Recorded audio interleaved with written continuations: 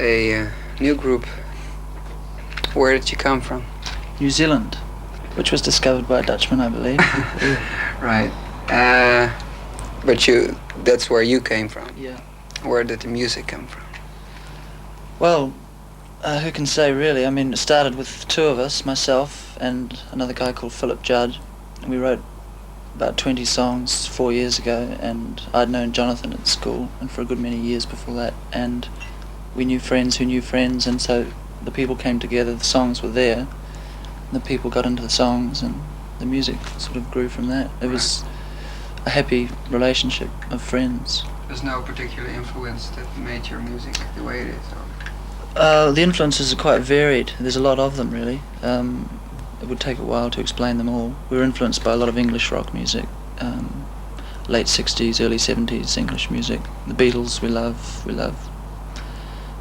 There's a lot of bands. Right, now New Zealand is pretty isolated. Have you seen any of the groups that might be influential to you, or just heard their records? Just heard the records and occasionally saw a film clip. We only really listened to a lot of music up to the time the band started, and then once the band had started we sort of stopped listening. So for the last few years we haven't heard a lot, just what we hear on the radio. And who's producing the album? That was film Enz-Europe.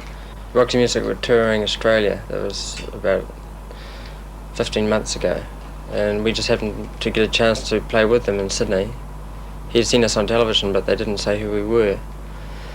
He came along to play that night and found us playing. He was very surprised, and he only caught the last couple of songs, but they impressed him enough for him to want to help us in some way. And the best way would have been producing our album. So we had an album planned at the time, but there wasn't enough time for his schedule to fit in with ours, so we left it till this year. Came over here to do it. Right. Does your music need the act you have, or is the act very important all by itself? Well, the act came along without us even realising it was happening in a way.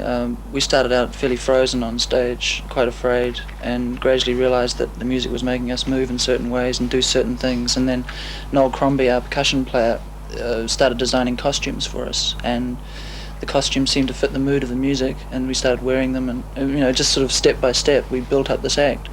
And we're very conscious of it. It's not we don't sort of do it just naturally. I mean, we're aware that we go on stage and do an actual performance, but it does come fairly naturally to us once we're actually up there. Right, so it's not that you cut your hair and all these things to sell the music?